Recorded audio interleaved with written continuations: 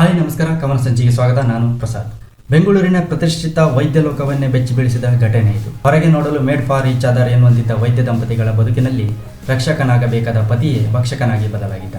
ಇದು ಚರ್ಮರೋಗ ತಜ್ಞೆ ಡಾಕ್ಟರ್ ಕೃತಿಕಾ ಹಾಗೂ ಅವರ ಪತಿ ಡಾಕ್ಟರ್ ಮಹೇಂದ್ರ ರೆಡ್ಡಿಯ ದಾಂಪತ್ಯದ ದುರಂತ ಕಥೆ.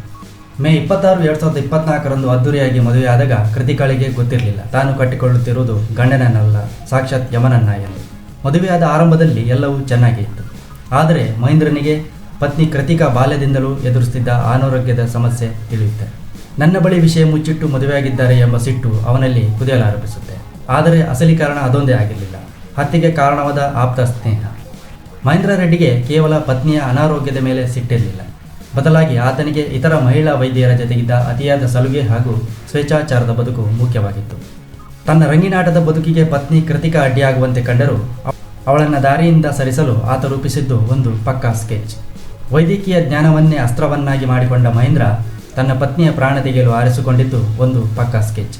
ತಾನೊಬ್ಬ ವೈದ್ಯನಾಗಿದ್ದರಿಂದ ಯಾವ ರೀತಿಯ ಔಷಧಿ ನೀಡಿದರೆ ಸಾವು ಸಹಜವಾಗಿ ಕಾಣುತ್ತೆ ಎಂಬುದು ಆತನಿಗೆ ಚೆನ್ನಾಗಿ ತಿಳಿದಿತ್ತು. ಅಕ್ರಮವಾಗಿ ಅರವಳಿಕೆ ಚುಚ್ಚುಮದ್ದನ್ನು ಖರೀದಿಸಿ ತಂದ ಆತ ಅನಾರೋಗ್ಯದಿಂದ ಬಳಲುತ್ತಿದ್ದ ಕೃತಿಕಾಳಿಗೆ ನಿಗದಿತ ಪ್ರಮಾಣಕ್ಕಿಂತ ಹೆಚ್ಚಿನ ಡೋಸ್ ನೀಡ್ತಾನೆ. ಆ ಅಮಲು ಮದ್ದಿನ ಪ್ರಭಾವಕ್ಕೆ ಸಿಲುಕಿದ ಕೃತಿಕಾ ಮತ್ತೆಂದೂ ಏಳಲೇ ಇಲ್ಲ. ಪತ್ನಿ ಸಾವನ್ನಪ್ಪಿದ ಬಳಿಕ ಮಹೇಂದ್ರ ವಾಡಿದ ನಾಟಕ ಅಷ್ಟಿಷ್ಟಲ್ಲ. ಎಲ್ಲರ ಮುಂದೆ ಕೃತಿಕಾ ಸಾವಿಗೆ ಕಣ್ಣೀರು ಹಾಕ್ತಾನೆ. ಸಹಜ ಸಾವು ಎಂದು ಬಿಂಬಿಸುವ ಸಕಲ ಪ್ರಯತ್ನ ಕೂಡ ಮಾಡ್ತಾನೆ. ಆದರೆ ಸತ್ಯ ಯಾವತ್ತಿದ್ರೂ ಬೆಂಕಿ ಇದ್ದಂತೆ, ಅದನ್ನು ಬಚ್ಚಿಡಲಾಗದು ಎಂಬ ಮಾತು ನಿಜವಾಗುತ್ತೆ ಕೂಡ. ಸುಮಾರು 6 ತಿಂಗಳ ಬಳಿಕ ಬಂದ ಮರಣೋತ್ತರ ಪರೀಕ್ಷಾ ವರದಿ ಮತ್ತು FSL ವರದಿಗಳು ಇಡೀ ಪ್ರಕರಣಕ್ಕೆ ಟ್ವಿಸ್ಟ್ ನೀಡ್ತವೆ. ಕೃತಿಕಾ ದೇಹದಲ್ಲಿ ಅರವಳಿಕೆ ಔಷಧದ ಅಂಶ ಪತ್ತೆಯಾಗುತ್ತಿದ್ದಂತೆ ಮಹೇಂದ್ರ ಹೆಣೆದಿದ್ದ ಸುಳ್ಳಿನ ಕೋಟೆ ಛಿದ್ರವಾಗುತ್ತೆ. ಈ ಸತ್ಯ ತಿಳಿದ ಕೃತಿಕಾ ಪೋಷಕರು ಆಘಾತಕ್ಕೊಳಗಾಗ್ತಾರೆ. ಕೂಡಲೇ ಮಾರತ್ತಹಳ್ಳಿ ಪೊಲೀಸ್ ಠಾಣೆಗೆ ದೂರು ಕೂಡ ನೀಡುತ್ತಾರೆ. ಇನ್ಸ್ಪೆಕ್ಟರ್ ಅನಿಲ್ ಕುಮಾರ್ ನೇತೃತ್ವದ ಪೊಲೀಸರ ತಂಡ ಕ್ಷಿಪ್ರ ಕಾರ್ಯಾಚರಣೆ ನಡೆಸಿ ಉಡುಪಿಯಲ್ಲಿ ತಲೆಮರೆಸಿಕೊಂಡಿದ್ದ ಕಿಲ್ಲರ್ ಮಾಸ್ಟರ್ ಮಹೇಂದ್ರನನ್ನು ಹೆಡೆಮರೆ ಕಟ್ಟುತ್ತೆ.